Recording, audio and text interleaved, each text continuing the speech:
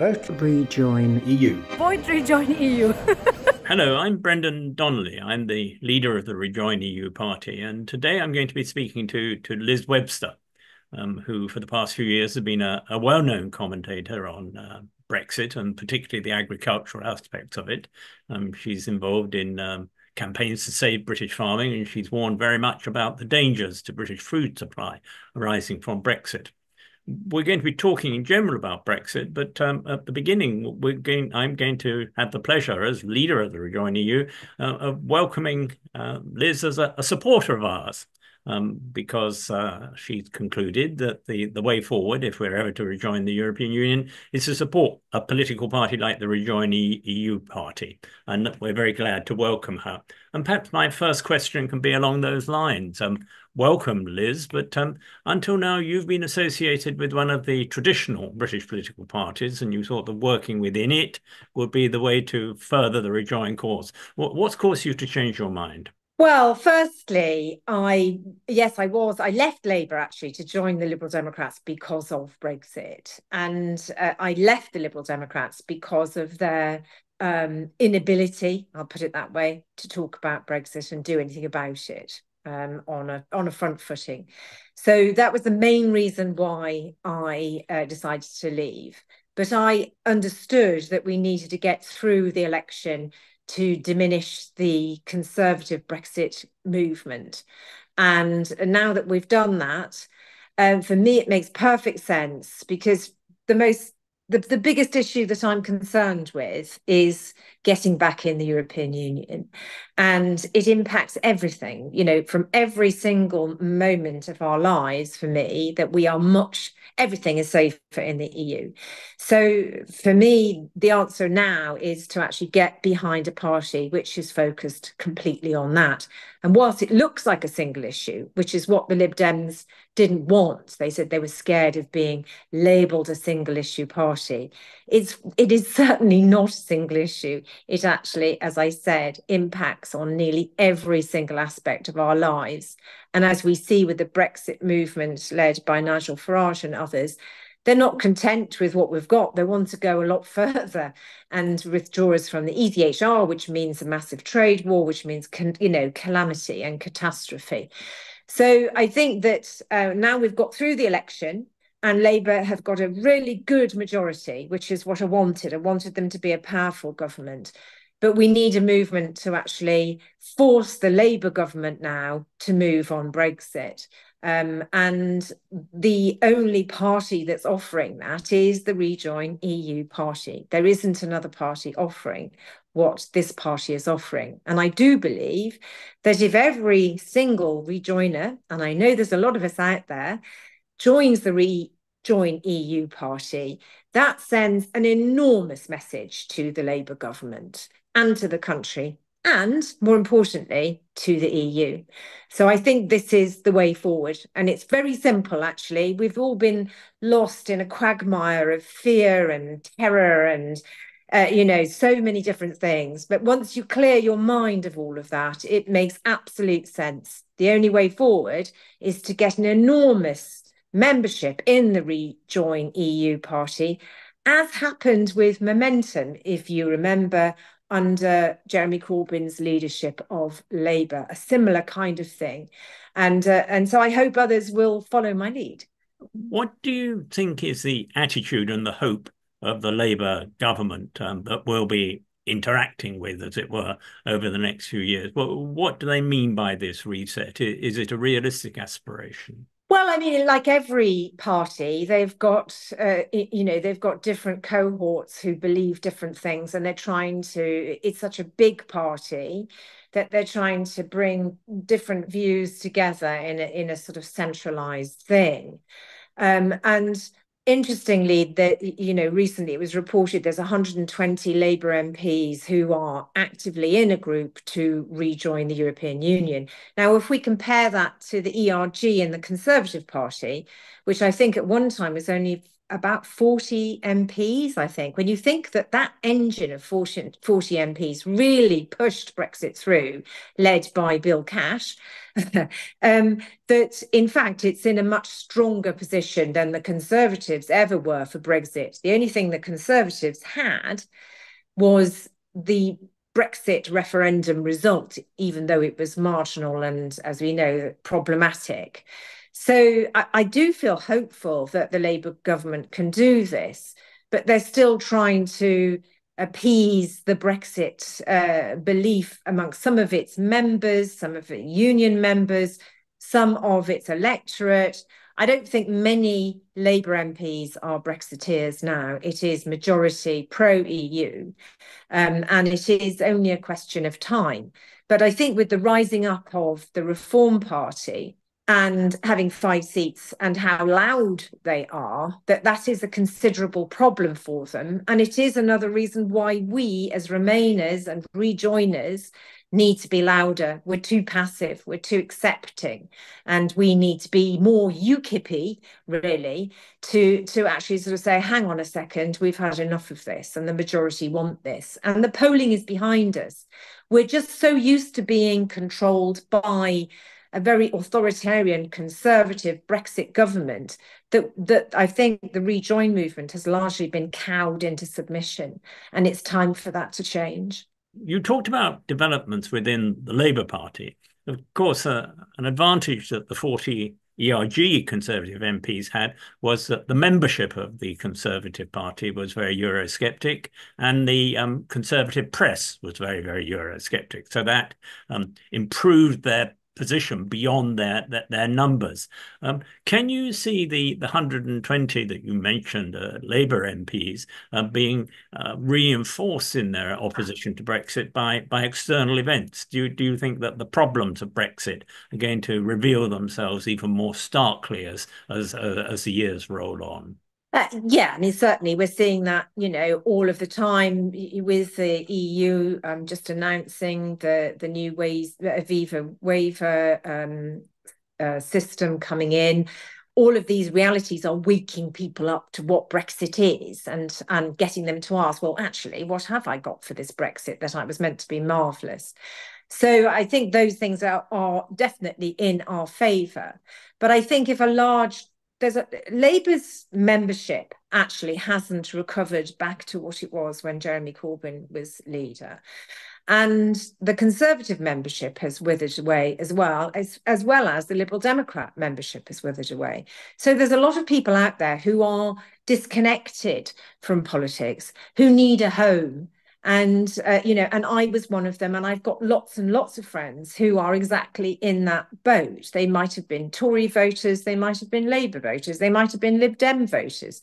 But we can all come together in the Rejoin EU Party, because this is what we're focused on. We've been playing a game of, I might vote for this one in the hope that it might give me what I want.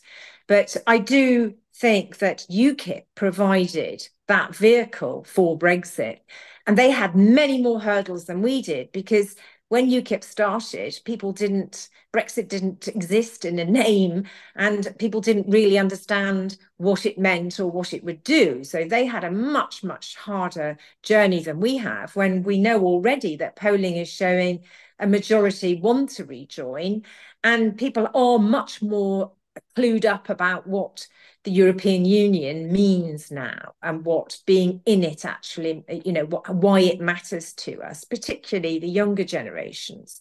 And as the, demographics turn it around and the older voters are leaving and the newer voters are arriving, the future for them is bright, I think, if they are able to put their energy and focus into the Rejoin EU Party. And it will move the Labour Party.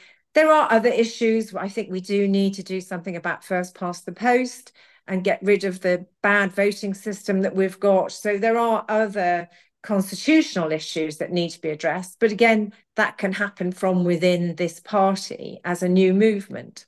What do you think the EU's reaction will be to the approaches from Starmer and Lammy?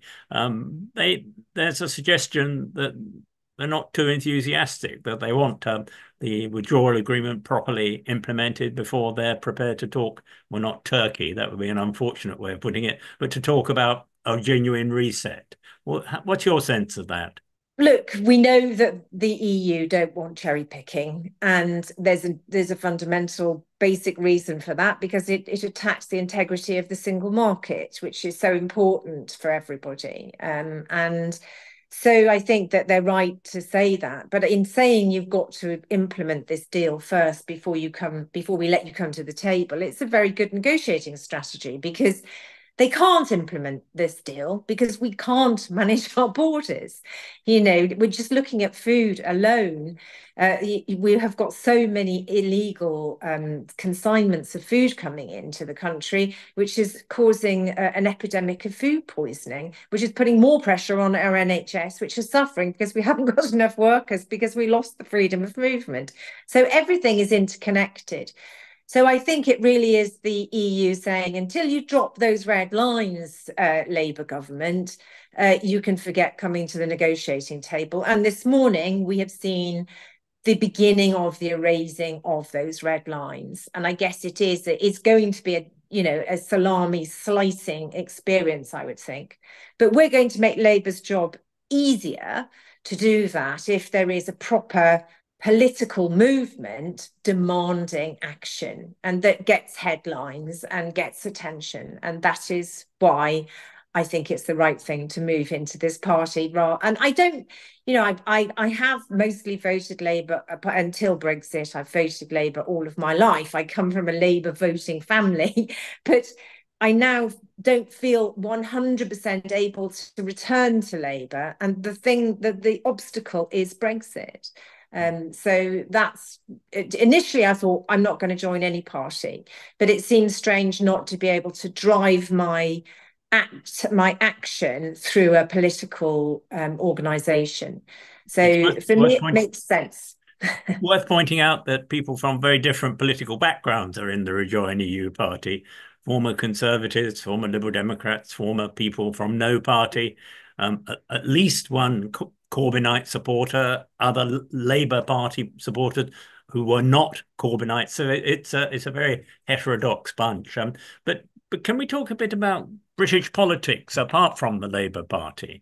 One of the things that some people say will be a problem for our aspirations to rejoin is the fear that the EU might have that the Conservative Party will get in with 35% of the vote in 2029 or 2034, and that would lead to a reprise of Brexit taking place again. How do you see the future of the Conservative Party, and does that matter for Rejoin?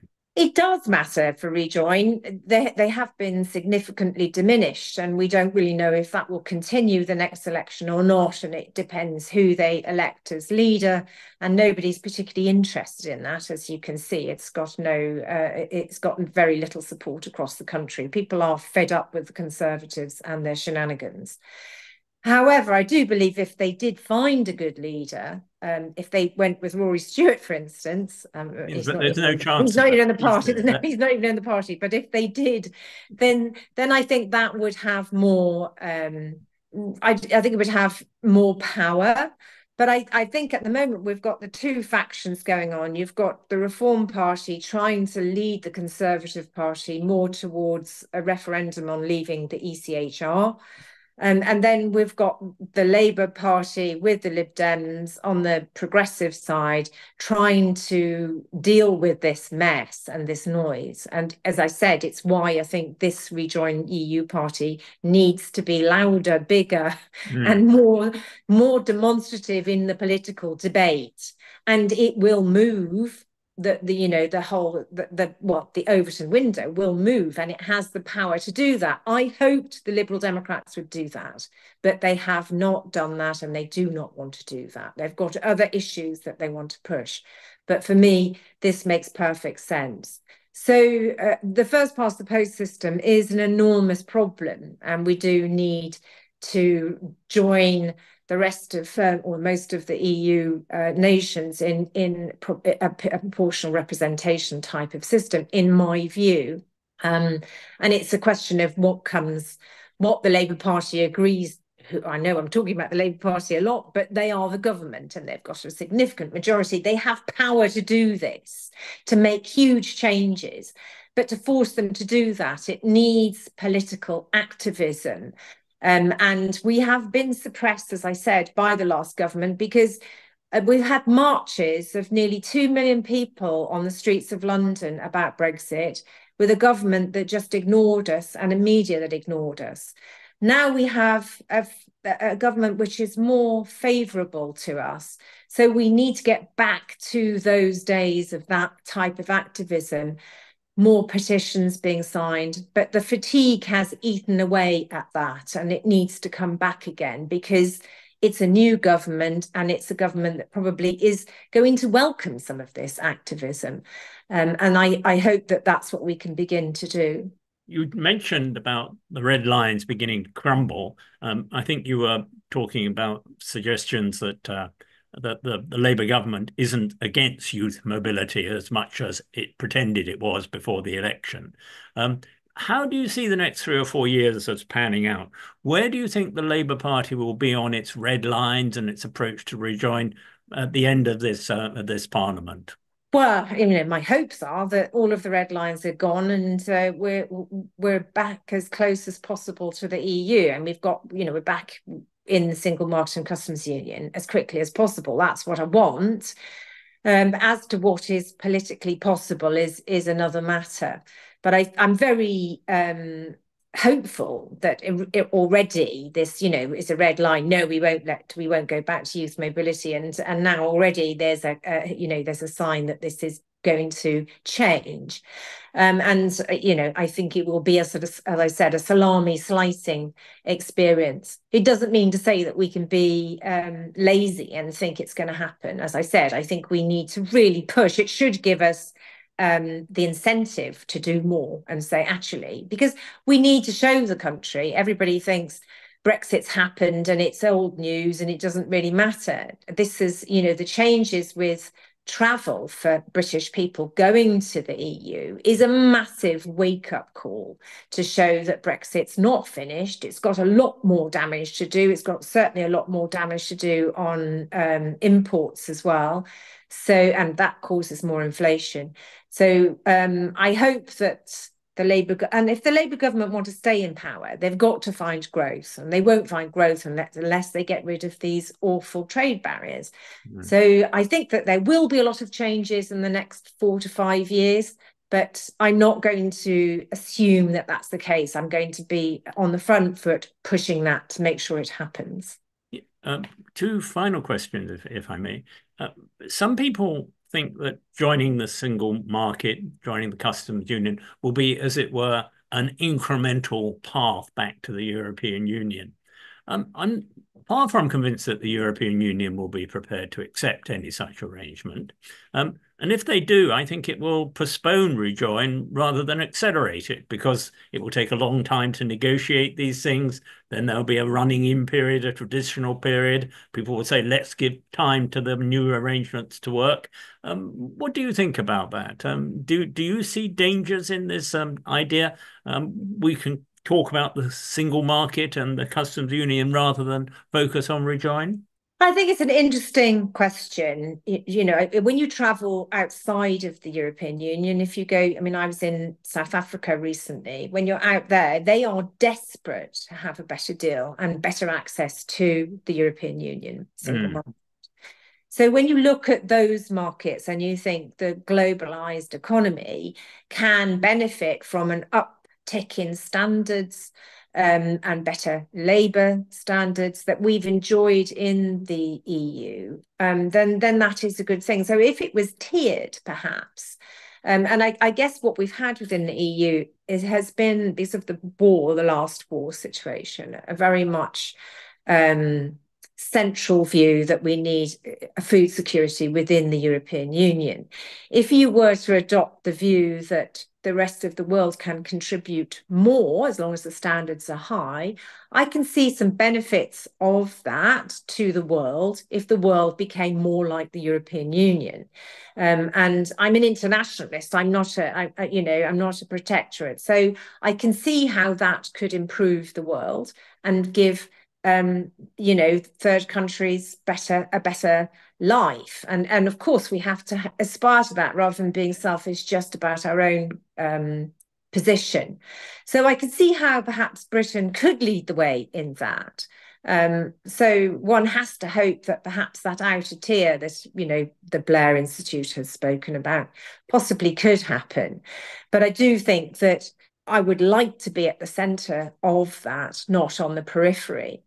But I think things are moving. The EU has changed since we left, and we just don't know what the future holds. All I hope is that the future is a better place, that we get progress and it doesn't go backwards, as we've seen with Trumpism, that we want progress, not backwards realities. Final question. Do you think that for the United Kingdom to rejoin the EU will require a development, a change of deep British attitudes towards Europeans and indeed perhaps towards foreigners? Wasn't there an element in it which, apart from the individual questions of trade and regulation, which was not even to do with sovereignty, it was to do with the idea that we are better than these people, and we shouldn't be taking orders from the ECJ or the Commission or anybody else. Do you think that attitude, if it was a problem, which I believe it was, is one that's going to change with a new generation? I think a lot of our problems are more about the fact that too much money has gone into too few hands. And that approach comes from a sort of top-down structure of, why should I be pushed around? As we saw with Dyson, he's very successful. And then because he's so wealthy, he feels he should be able to go in and push the EU around. The same with Murdoch. And I think then that approach filters down to this, the people start feeling that as in, oh, well, we're protective of our businessmen. And I think that is a problem, but I don't believe that the EU should change its approach to accommodate that. I think that we have to be better at communicating why the EU actually represents and puts citizens before big business. And we do need to regulate business. If you let business do as it wants, you're really in the Wild West. And I was thinking about it earlier, when you think about us still driving on the left-hand side of the road and the Americans being on the right-hand side of the road, in many ways, these arguments are about those sort of things. And it is finding a middle road that suits business, that suits employees, and it means that we can all move forward together. But the same arguments are playing out within British society, particularly in the right-wing newspapers, being enraged by unions getting better pay deals for people. And it's interesting how people don't completely understand how much it matters to them. But it is the greed at the heart of corporations.